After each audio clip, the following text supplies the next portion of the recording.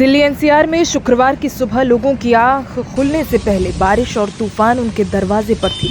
दिल्ली के अलावा नोएडा, गाजियाबाद, गुरुग्राम और फरीदाबाद में भी तेज बारिश हुई और तूफान की वजह से जहां एक तरफ लोगों को गर्मी से राहत मिली तो दूसरी तरफ कई तरह की मुश्किलों का सामना भी करना पड़ा।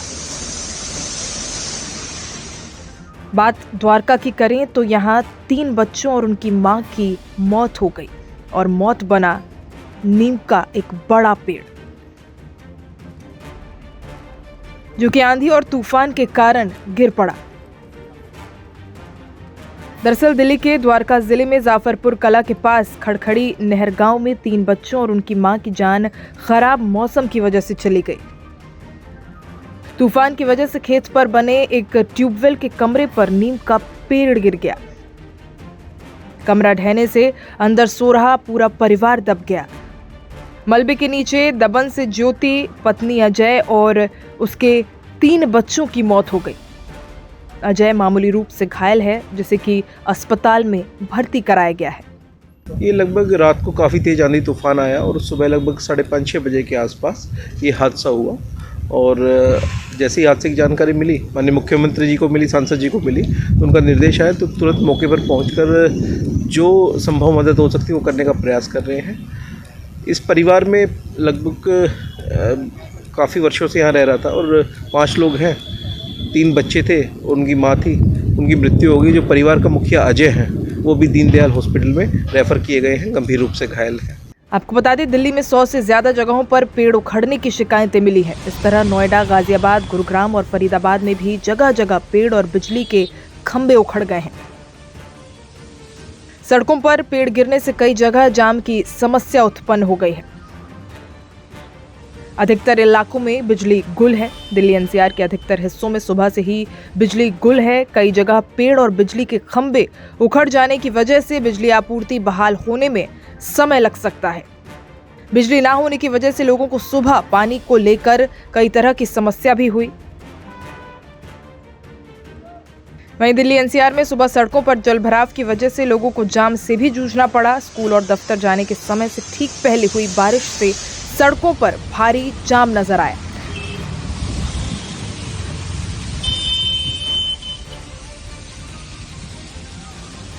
जलभराव के अलावा कई जगह पेड़ गिरने से भी समस्या बढ़ गई। यूपी गेट पर दिल्ली मेरठ एक्सप्रेसवे के नीचे और राजनगर एक्सटेंशन एलिवेटेड रूट के एग्जिट पॉइंट पर जलभराव देखने को मिला,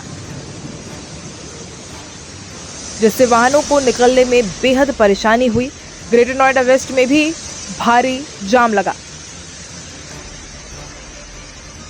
आपको बता दें, बारिश और तूफान की वजह से विमान सेवाओं पर भी असर दिखाई दे रहा है। दिल्ली के इंदिरा गांधी इंटरनेशनल एयरपोर्ट पर शुक्रवार सुबह 100 से ज्यादा विमानों के परिचालन में देरी हुई। विमानों की आवाजाही पर नजर रखने वाली वेबसाइट फ्लाइट राइडर 24 के मुताबिक दिल्ली एयरपोर्ट पर विमानों के उड़ान में औसतन 50 मिनट की और आगमन में औसतन 35 मिनट की देरी दिखाई दी। एयरपोर्ट के एक अधिकारी का कहना है कि खराब मौसम की वजह से फ्लाइटों के उड़ान और आगमन में देरी हुई। 3 फ्लाइट्स को डाइवर्ट भी करना पड़ा। एक अन्य अधिकारी ने बताया कि एक विमान को अहमदाबाद और 2 को जयपुर में लैंड कराना पड़ा। कुछ विमानों को रद्द भी किया गया है। शशि यादव, निगम पार्षद, छावलावाड़। ये हादसा कहाँ पर हुआ है? ये खड़खड़ी नहर गांव है, उसके खेतों में यह हादसा हुआ है। और आप देख सकते हैं, ये पंपिंग स्टेशन है जहाँ खेतों में पानी दिया जाता है। साथ में बड़ा पेड़ था और तूफ़ान के कारण जिस प्रकार से पूरी दिल्ली में आज आप स्थिति देख सकते हैं, बहुत ज़्यादा वेग से हवाएं चल रही थी, उसके कारण एक परिवार पूरा आज एक पेड़ की चपेट में आ गया जो गिरा, जिसके कारण 3 बच्चों की, उसकी माताजी की का स्वर्गवास और पिताजी अभी गंभीर रूप से घायल हैं। उनको दीनदयाल उपाध्याय हॉस्पिटल में रेफ़र किया गया है। तुरंत माननीय मुख्यमंत्री जी का फ़ोन आया, डीएम साहब लक्ष्य सिंगल जी और सभी हमारे डीसी संतोष राय जी, जोन चेयरमैन अमित खड़खड़ी जी, सभी ने मिलके, हम सब ने मिलके अभी माननीय मुख्यमंत्री जी के निर्देश पर इसको जो भी यथासंभव मदद है परिवार की उसमें लगे हुए हैं। परिवार वाले कहाँ के रहने वाले थे? ये कानपुर के हैं और अपना जीवन यापन करने के लिए खेतों में यहाँ काम करते थे। बहुत ज्यादा दिक्कत है, सब कुछ उथल पुथल हो गया। यही नहीं पता था कुदरत का जो एक कहर है एक तरह से, कब पड़ जाए क्या हो जाए। बारिश इतनी तेज हुई है कि लोगों को पता ही नहीं था क्या हो जाए। अच्छा, मेरे सामने देखिए पानी इतना तेज है कि ये नहीं पता सीवर कहाँ है, नाला कहाँ है, पानी कहाँ है। अच्छा, घर से जब निकले तो कितना दिक्कत का सामना करना पड़ा? बहुत ज्यादा निकल के आए, वापसी 2 चक्कर काट दिए, कोई भी रोड में पानी नहीं रुक रहा और जाए कैसे कहाँ से। वाटर लॉगिंग हो गया, क्या कहेंगे इसके बारे में? अभी दिल्ली गवर्नमेंट काम नहीं कर रही जैसे करना चाहिए तो युद्ध स्तर पर। ये सब कहने की बात है, सब गंदगी मची पड़ी है चारों तरफ, बारिश से पहले ही बुरा हाल था यहाँ। सीवर ओवरफ्लो हो रहे हैं, सीवर पलट गए, ओवरफ्लो हो गए, ढक्कन अपने आप पलट गए, खुले हुए हैं ढक्कन, ये नहीं पता। अच्छा, तो कहाँ जा रहे हैं आप? मैं ड्यूटी जा रहा हूँ।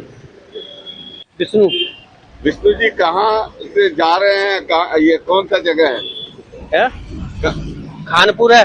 अच्छा, देवरी रोड। अच्छा, क्या कहेंगे, इतना पानी लगा हुआ है रोड पर, रात की बारिश?